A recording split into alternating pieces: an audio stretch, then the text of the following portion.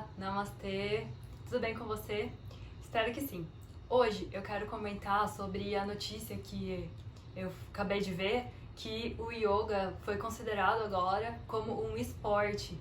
Lá na Índia, então, o yoga foi agora formalmente reconhecido como um esporte e que pode até ir para as Olimpíadas, ou seja, vão ser criados regulamentos para que possam ser avaliados, assim, na verdade, a parte dos asanas, porque eles falam que são os yoga asanas, não o yoga como um todo, mas sim as formas que a gente faz com os corpos, né, as posturas físicas. E eu queria comentar sobre isso com vocês. Então fica aqui comigo, já deixa seu like, vamos entender os pontos de vista, eu quero saber a sua opinião.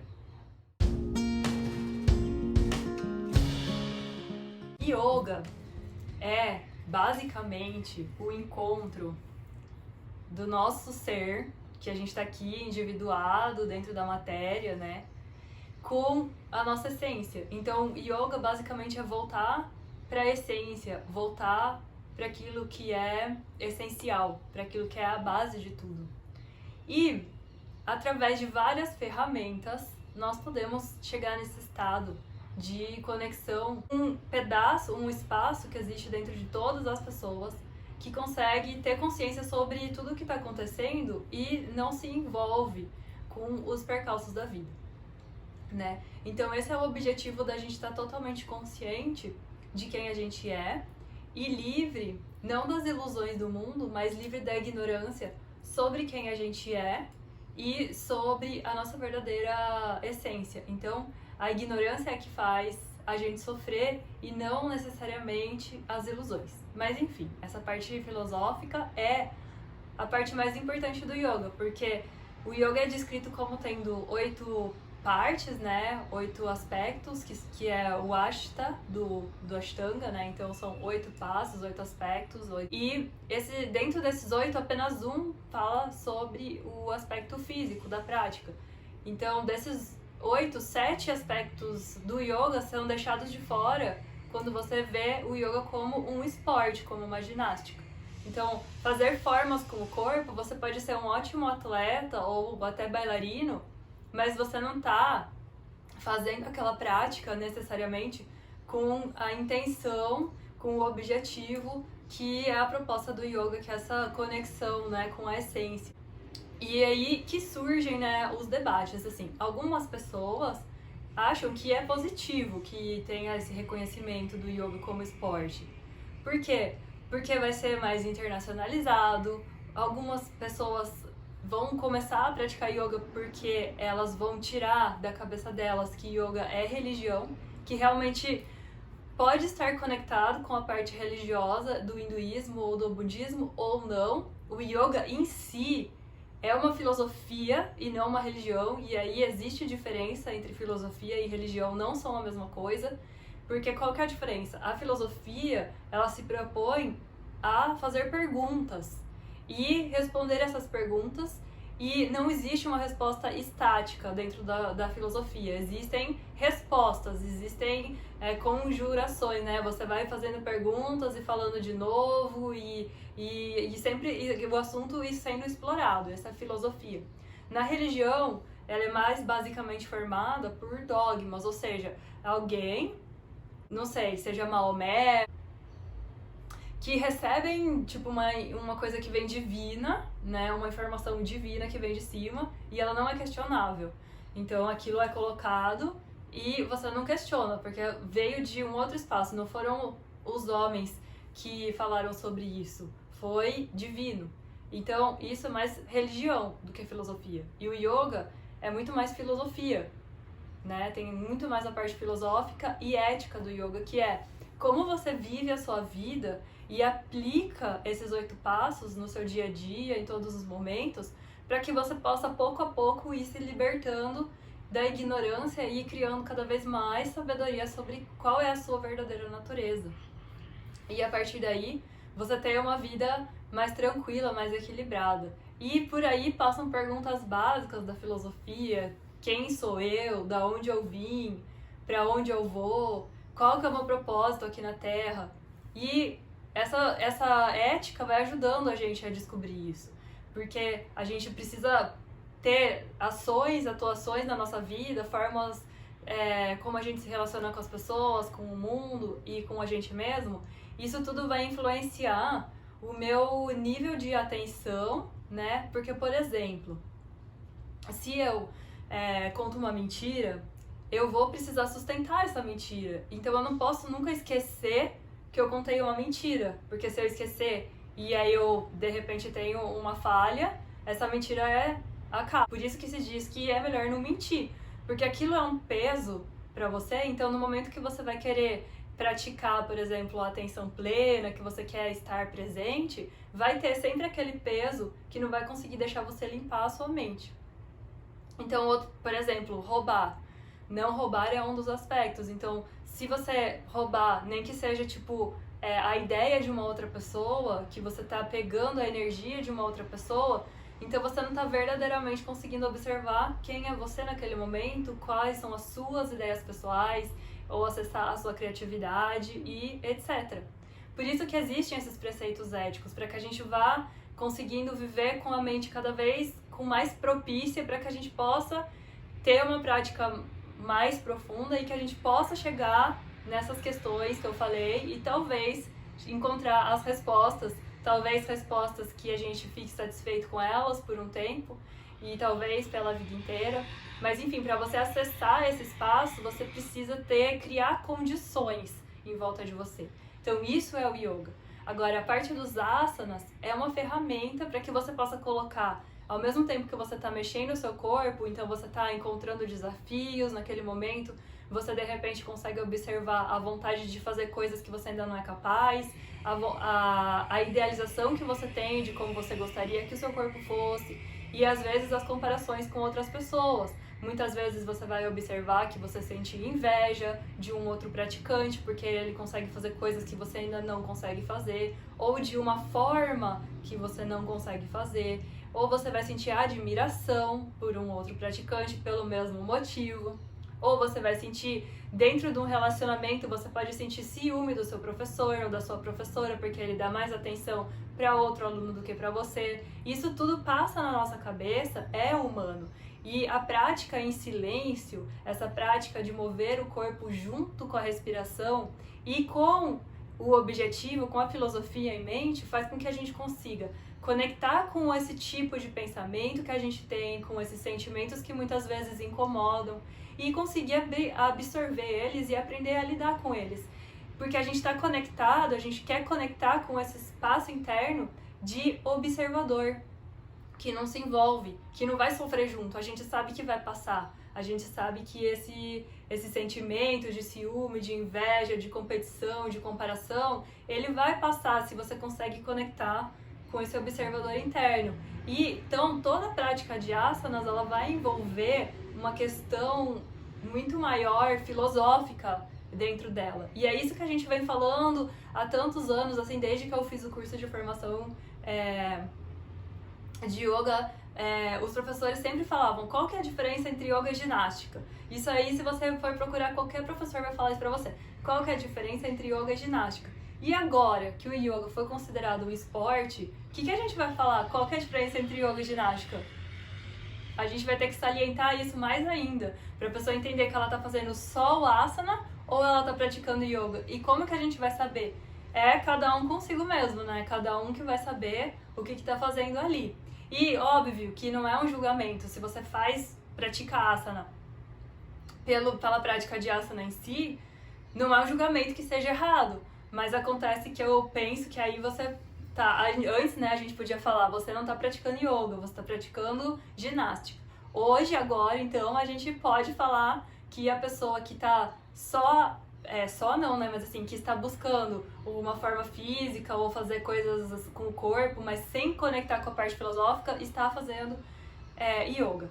E existe um lado, então, que é essa desconexão com a filosofia e que muitas vezes as pessoas confundem essa filosofia com religião e que afasta as pessoas do yoga por acharem que é aquela religião que elas não querem adotar esse tipo de religião na vida delas, porque elas têm outra religião, outra crença, e que aquilo pode entrar em choque, em conflito. Na verdade, então, como tanto a meditação quanto o yoga não são religiões, como eu já falei, são ensinamentos, e pessoas de qualquer religião podem praticar, podem fazer asanas e podem entrar em conexão com essas questões éticas da vida, porque talvez pode ser que a resposta que você encontre seja os ensinamentos do cristianismo, ou do Islã, ou os ensinamentos do candomblé, não importa, mas você vai ter que se fazer essas perguntas e aí você vai buscar as respostas, né? O que é esse eu interior, o que é essa conexão com o todo, com o divino, é com Deus, o que é? Não importa, porque dentro da filosofia do yoga não se fala o que é o nome desse todo, é o todo. Se você quer chamar ele de outro nome, como você concebe, como você vê ele, como você sente no seu coração, não tem um julgamento disso de estar certo ou errado. Mas as pessoas acabam interpretando dessa forma, né? Então tem gente que fala que pode ser uma vantagem que o yoga seja considerado um esporte. Por quê? Porque aí mais pessoas vão praticar, porque elas não vão estar conectando mais com essa parte religiosa do hinduísmo, né? E existe também, como falam... Então, essa é uma parte que pode ser positiva. Mas aqui eu quero colocar o nosso senso crítico para funcionar e falar alguns dados para vocês, tá? E eu quero saber a opinião de vocês depois, por favor. Hoje em dia, e já fazem vários anos, na verdade, está no segundo mandato, o primeiro-ministro da Índia, ele é um cara da extrema-direita e ele é super conservador e ele é super nacionalista. Ele fez coisas boas para a Índia? Fez. Mas ele fez muitas coisas que prejudicaram os muçulmanos na Índia. Ele foi uma das pessoas que participou de um ataque que matou muitos muçulmanos em uma cidade na Índia. E depois ele foi eleito primeiro-ministro. E ele tem um discurso super nacionalista. E dentro desse discurso nacionalista dele, tá o yoga. Porque o yoga é tipo a identidade nacional. Do mesmo jeito que aqui no Brasil é o carnaval e o futebol, que é vendido pra fora como... Se você for ver qualquer propaganda de turismo do Brasil, fora do Brasil, vai ter uma cena lá da escola de samba, vai ter uma cena de futebol. Então, toda vez que você vai ver uma propaganda publicitária da Índia, e quando você pensa em Índia, o que você pensa? Você pensa em yoga, provavelmente, né? Então, isso é uma forma deles colocarem o nome da Índia pra fora, só que usando essa filosofia do yoga como pra valorizar, colocar em valorização mais ainda o hinduísmo.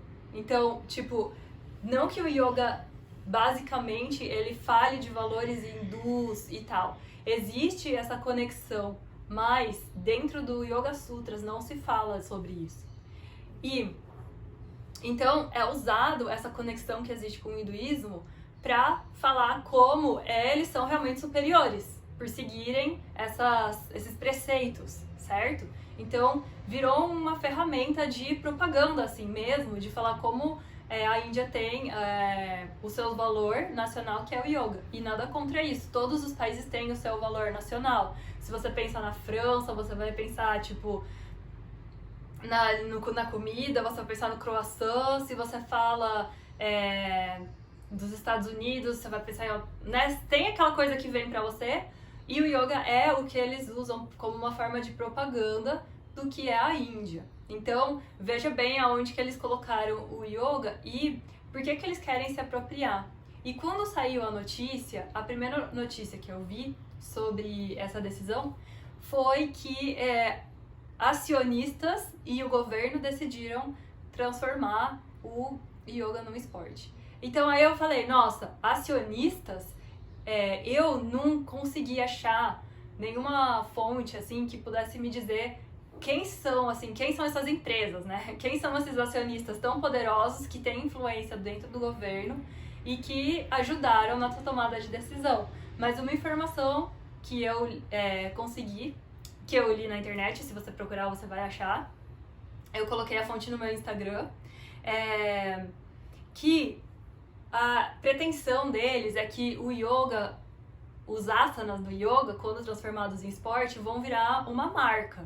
E essa marca tem a propensão, né, tem um objetivo, uma visão de criar um valor para ela de aproximadamente 136 milhões de dólares, contando com treinamento de atletas, porque aí você não é mais um praticante de yoga, você é um atleta. treinamento de atletas, treinadores. Então você não vai ser mais um professor de yoga ou um instrutor, você vai ser realmente um treinador. Olha só como muda totalmente a conceituação. E aí eu quero saber a sua opinião sobre isso. Então vai ter transmissão de televisão desse esporte? Vai, como todos. Então quem que vai fazer a transmissão para as outras emissoras e vender os direitos autorais? Quem que vai fazer marketing nas roupas que os atletas vão estar usando? Então pense em tudo que envolve o esporte e vai ser colocado no yoga. Já existe isso? Existe isso. A gente vive numa sociedade capitalista. Só que até então a gente tava com alguns motivos pra, tipo, combater essa ideologia mercantil dentro do yoga. Então, tem a consciência na maioria dos praticantes, eu acredito, dessa coisa de buscar a simplicidade, de consumir o mínimo possível, né? Assim, de questionar essa cultura consumista, a cultura do tipo, eu nunca tenho o suficiente, e a cultura do desejo. Por quê? Porque dentro do yoga se fala que uma das fontes do nosso sofrimento é o desejo. Então você sempre quer mais, mais, mais, pra você achar que você vai ser feliz. Então e isso acontece, que eu acho que é muito, que vai acabar caindo numa briga, assim, vamos dizer, dentro da gente mesmo como praticante, assim, sabe? Porque tem esse questionamento do tipo, eu só vou ser feliz se eu conseguir aquele asana. Depois que eu conseguir aquele asana mais difícil, agora sim que eu vou ser feliz. E você vê que na verdade não é. Porque sempre vai ter um mais difícil que aquele, e você sempre vai querer mais, e você nunca vai estar 100% feliz. Você pode fazer todos os asanas do mundo, isso não significa que você é uma pessoa feliz e realizada. Não é esse o objetivo. Os asanas são uma ferramenta, mas eles não são o objetivo. Quando isso vira o esporte, então o objetivo é conseguir fazer o asana mais difícil, porque vai ter competição e você tem que ganhar desse ou daquele. E sempre se fala que, como você sabe que um asana ele está sendo, tipo assim, bem executado, assim, porque asana significa conforto e permanência, estabilidade. Ou seja, como que isso pode ser avaliado? Porque é uma estabilidade mental que você tem que ter no asana, não é só a física. Então, às vezes, a pessoa ela é ginasta, ela tem treinamento, ela faz parada de mão muito bem, mas na mente dela tá passando 1 milhão de coisas, entendeu? E que diferença isso vai fazer? A minha opinião agora eu vou falar, é que a gente vai ter que falar muito sobre isso, debater muito sobre isso, deixar tudo muito bem claro, para que a gente possa realmente decidir o que a gente está fazendo, se a gente está fazendo uma ginástica ou se a gente está praticando yoga, né? Se a gente está treinando uma ginástica ou se a gente está praticando yoga, se a gente está treinando para fazer posturas para, sei lá, que seja participar de uma competição ou até uma competição mental nossa que a gente cria nas redes sociais, né? De colocar fotos e tudo, ou se a gente está nessa busca mesmo verdadeira da gente achar um lugar de paz dentro da gente. Talvez, entrando nela como esporte, praticando os asanas, você vai começar a se questionar e vai começar a querer buscar e vai começar a sentir coisas e comece a entender o que é o yoga. Talvez não, talvez fique nessa coisa rasa. E aí eu vou finalizar aqui meu raciocínio contando um pouquinho como que acabaram com os hippies, né, nos Estados Unidos. Então, o que é a cultura hippie? O que era a cultura hippie? Eram pessoas, na maioria das vezes jovens, que estavam revoltados com a guerra no Vietnã, que não viam sentido na guerra do Vietnã e que não queriam ir para a guerra do Vietnã, matar pessoas inocentes para fazer uma coisa que não fazia o menor sentido para eles. E hoje já está provado que essa guerra do Vietnã deveria ter acabado muitos anos antes do que ela acabou, que aconteceu muito jogo de influência, que o governo americano escondeu informações, que eles queriam continuar com a guerra só para ir levando mesmo, enquanto tinha um monte de soldado morrendo, um monte de gente que ficou com traumas aí por causa dessa guerra que não era necessário.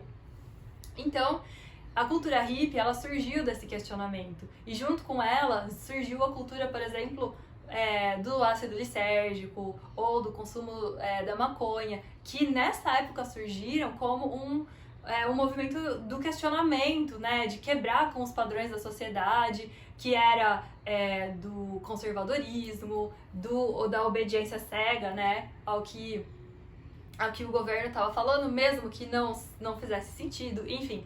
E desse questionamento também, que entra muito, né? Que é sempre esse questionamento humano do da onde eu vim, pra onde eu vou, o que eu tô fazendo aqui. Ou seja, era uma luta política. Só que o que aconteceu? Como que eles conseguiram acabar com o movimento hippie? Fazendo com que o movimento hippie fosse, tipo, globalizado. Então, as pessoas começaram a vender saia hippie nas lojas, começou a virar moda usar saia desse modelo, ou tipos de joia, né, bijuteria que usavam os hippies, ou expressões, até mesmo expressões. E isso foi, tipo, colocado como mainstream. Então falaram assim, então a gente não consegue ir contra eles, então vamos pegar o que eles têm e vamos espalhar por aí. Então mesmo pessoas que não têm nada a ver com a filosofia, que não acreditam no que esse movimento prega, elas vão estar usando as mesmas coisas que caracterizam o movimento. E isso faz importância, sim, para um movimento, quando você tem uma característica também. E aí, o que eu sinto, né, isso é a minha opinião pessoal, mas me parece que a história tá corroborando aí com essa história do yoga, de fazer com que o yoga vire mainstream, de que o yoga seja aí, a gente veja milhões de pessoas fazendo, mas daí vai ficar tudo meio perdido, porque daí você não sabe mais qual que é a busca. Então, o que é agora um shala de yoga? Um shala de yoga agora pode-se dizer que é uma academia, como uma academia de ginástica qualquer? Bom, então eu quero que você deixe aqui a sua opinião pra gente continuar evoluindo juntos nesse assunto. São muitas questões, se adaptando à realidade, não tem como lutar contra, a decisão já foi tomada, mas a gente como praticante, professor ou mesmo interessados no assunto, é importante debater, discutir sobre isso para que a gente possa se adaptar e não ser simplesmente engolido aí por tudo que a yoga diz que nos causa sofrimento, né? Que é essa coisa da competição, do desejo sempre por mais, e enfim. Boa semana pra você e até a semana que vem. Tchau, namastê!